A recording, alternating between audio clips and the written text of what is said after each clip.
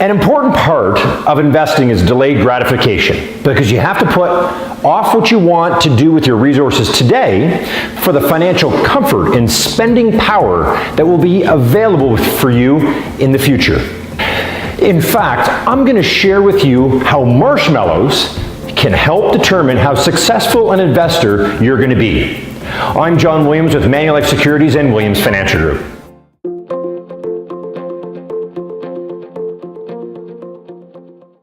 Historically, delayed gratification is hard for people to do no matter how much money you earn or accumulate. For instance, did you know that when Michael Jackson died, he was earning approximately $115 million per year? You might think that if he only spent, say, $50 million per year, he would amass a huge amount of money, yet it's reported that he actually was spending between $20 to $30 million per year more than he was making. Which is why, when he died, he owed over $400 million. Clearly, he didn't learn properly how to manage his money or delayed gratification, because it works at any sum of money.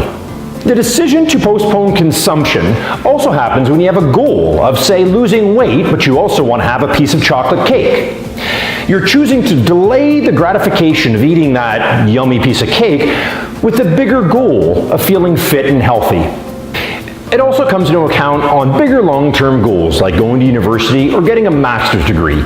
You're postponing today's fun and enjoyment for staying in and studying, doing the extra work for the long-term potential of getting that degree and what job opportunities that may offer you. So delayed gratification is a really important piece in achieving any of your future goals. So let me ask you, on a scale of 1 to 10, 10 being high, how disciplined are you at delaying gratification for something better on the other end? It's an interesting psychological discussion because it's actually out of your control, and delayed gratification is something that we have to learn, and we're not just naturally born with. In fact, it's been proven that at a certain age, you can't physically understand or achieve delayed gratification. There's a fascinating research project called the Marshmallow Study.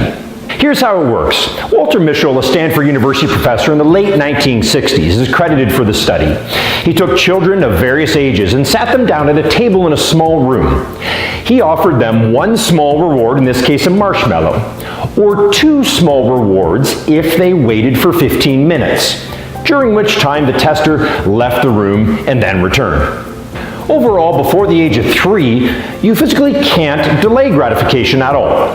From ages 4 to 6, they have different capabilities and capacities. In over 600 children who took part in this study, a minority ate the marshmallow immediately.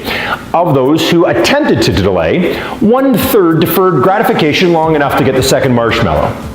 There has been multiple follow-up studies on the original group of children, and there were some quite astounding conclusions that came over the long term. Through the follow-up, the team of researchers concluded that good impulse control turned out to be a predictor of success in multiple areas, including academic results to a healthier lifestyle later in life. My question to you is, how are you helping your children learn the skill of delayed gratification? Not only so that they can save and invest and have a secure future, but it also helps with health, your personal life, and ultimately their long-term goals. So here's a tip. Every week at your family meeting, when you're reviewing the chores and paying out the allowances, there's an opportunity to encourage the focus on long-term goals.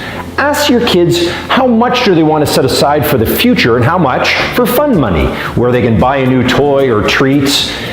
It's a great starting point. Now, the idea of saving half the money is generally a good rule of thumb, but to me it's actually more important to let the children decide and have buy-in, as opposed to dictating they only get half their allowance for the fun money.